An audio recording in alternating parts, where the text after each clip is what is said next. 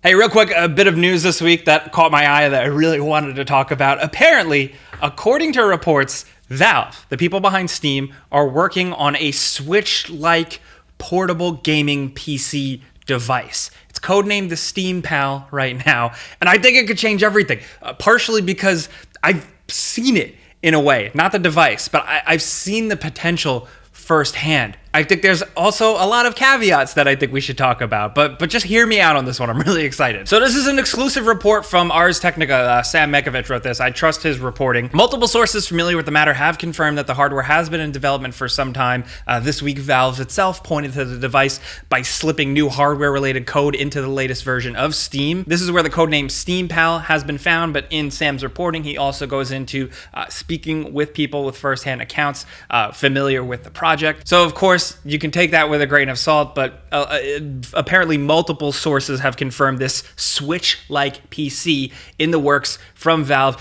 Gabe Newell, head of Valve, Gaben himself, has also hinted towards announcing something soon that just shows like where they want to go next in terms of like hardware and the game ecosystem and stuff. I will link that report because it's pretty detailed and pretty fleshed out down in the description. You should definitely read it. Support good video game journalism. But there's a lot to dive into here because there's a lot of uphill battles. But I think first, just Valve and hardware. I've always been an early adopter. I try every gaming thing, like the PSP. I jumped into the iPhone. I jumped into when Samsung first started making the giant Note phone. I have the stupid folding phone now. So I'm an early adopter. New tech excites me, much to my detriment. It's very expensive. Don't put yourself in debt like I have. But I think Valve has kind of been doing the same thing. They make what they want to make. They pioneer and jump into what they want. They have Steam, the biggest gaming marketplace in the world, and they could keep hammering that home and build it up even more, but instead they like to take their cash and invest it into weird projects like they jumped into VR, hardcore. The Index is nice, but their first attempt where they worked with HTC and made the HTC Vive, I was the first adopter of that.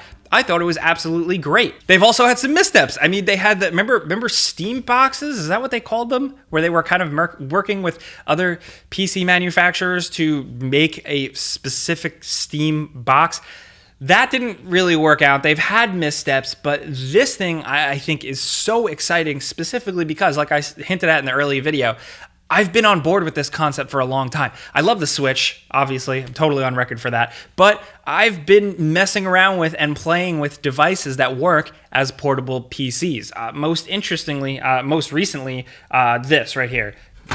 The Aya Neo is what this is. So it is a PC crammed into this shell that is similar to a Switch's. It's obviously heavier. It's got big ass fans. It's loud. Battery doesn't last too long. It's heavy. But still, when you fire this thing up and you experience a game on it with a pretty decent frame rate, you believe, like, this is something. They're onto something here. It runs full Windows. You can access any of your things you want. It has an AMD chipset. And I will admit that this type of concept, to some, is a luxury. This thing isn't cheap, and honestly, there are some people out there that just first want to get in on the ground floor on a regular PC, let alone have an ultra expensive portable one. But there is a way, and as technology continues to move forward, this stuff can be affordable. This is under $1,000. I was actually sent this to test it, story time, from the company that made it. It's a Chinese indie company. They have a Kickstarter, Indiegogo for it or whatever. We were going to make a Game Ranks video on it because the concept seems so cool, but it doesn't work. It died. It shit the bed. So I could see where this was going. It was awesome, but it's like it just needs a bigger company with more funding and maybe getting more of a better deal with chipset makers and being able to work with partners to make a better chassis or shell for it. It could be absolutely awesome because the possibility, playing games on the go with your Switch is great. Now imagine playing literally any game. That's so cool. That's something that I want. I know I'm not the only person who wants that type of convenience, especially someone who is invested in the PC ecosystem. I have all these store accounts. I have digital games on there. I've owned them for years and years. So the potential is really there. So I really hope this reporting is true because I think if anybody could take that idea and run with it, it has to be a company that does it simply because they want to and they see a cool, fun opportunity. And it would be Valve. like how they jumped in with the HTC Vive and then the Index, like how they jumped in with the Steam controller, which they technically stopped selling, but it was still a very interesting and commendable concept. I also like, if you want to get like super abstract, man, like the potential for this too, the ability, like VR, when VR went, wire free, the ability to take video games and put it in someone's hand and blow their goddamn mind. Yeah, be like, yeah, here you go, grandma. That's Hitman 3. Good luck. Have fun. Like, you can blow people's minds with gaming more easily now. And I think, like, if we're talking super abstract, gaming could grow even more. Do you see, like, is that a reach? I don't know. The only thing that worries me, though, with this report, I mean, not so much, but the fact that apparently this is going to be a Linux-based machine because Steam and Valve just can't quit Linux. I don't want to like talk shit on the big penguin at all. I used to tweak with Linux a lot. But if they just go with like an overlay, their own proprietary thing, I get it for accessibility reasons, for ease of use, for some consumer control. But Valve's been a little bit more open about that stuff. So to limit it to just them, I could see myself immediately hacking it and opening it up to other things because like devices like this just run Windows and you can just access whatever programs you want. I would assume that they would give you that freedom. So I don't know. I think Linux will scare some people away, but if it's got a nice overlay, maybe. But the big win, of course, is Steam. It's the biggest marketplace. I think everybody has a Steam account. I think a lot of people who aren't even big PC gamers might happen to have a Steam account. That was me for years. But I do think if anyone could do it, it's Valve. The Aya Neo is a really cool concept, and we're still in touch with them trying to get a new unit for testing. So I don't want to like talk shit on them or anything. There's a couple of other devices too. I'll link in the description below if you're curious and you just want to research them. Some YouTubers have done some really great comparisons and breakdowns. These are still beasts, absolutely. But the tech is rapidly evolving, and I can't wait to see where it goes. As someone who just likes when companies try to rethink how we play games, hardware companies rather, this is one way of rethinking how we play games. Big ass real games portably. Yes, it's brute force. It's heavy. It's hot. It doesn't have a lot of battery, but still, it's something. We're getting somewhere. Valve has an uphill battle for a lot of reasons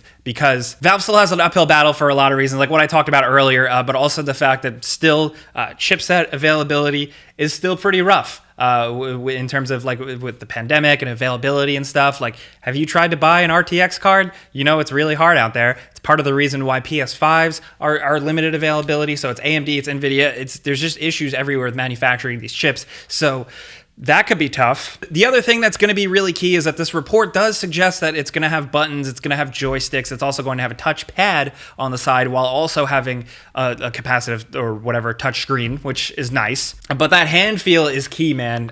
You got to get that right. And it seems like these smaller indie guys are still struggling with that quite a bit. So I think Valve, if anybody, has the resources to give it a shot. But again, it's a struggle. It's a challenge. But it can also be a win for Valve because if this type of thing, this concept does blow up for them, and this becomes the hot new portable hardware device, even if they're taking a little bit of a loss on it, the benefit is more people using the Steam ecosystem. At the end of the day, I still kind of don't even think like that's what they're even thinking with this. I feel like they just want to make a cool hardware device. They don't necessarily want to make it just to grow Steam. But that's what I would do. I don't know anything. I'm not a business person, but hey, I just absolutely loved my time playing some portable PC games on this thing. And I know Valve could do it. The only thing is that it has to be good, accessible, and hopefully at least somewhat affordable. But I still think this is like on the ground floor here. This is the start of something very interesting, as PC gaming is the biggest it's ever been. It's been bringing in the most money, the most popularity, the most views. There are like, I have a young cousin out there who wants to build her own PC. She's like 11 years old.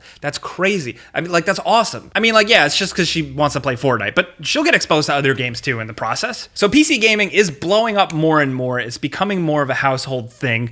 So with that growth, there are going to be shifts. There are going to be moves. And I think that the one move is going to be more portability. Gaming laptops are much better. They're better than they've ever been, but it's still pretty tricky. This is what I want to see personally. I could be crazy though. I just love hardware. I love trying new things. I love like weird busted tech and figuring it out and messing with it. So I want to hear from you guys, like if you think I'm crazy. But what do you think about this news story? Definitely read it. I want to know what you think. Let me know what you think of this device. Do you think it is a big thing? Do you think it does have the potential to be like the next big PC gaming shift for some people?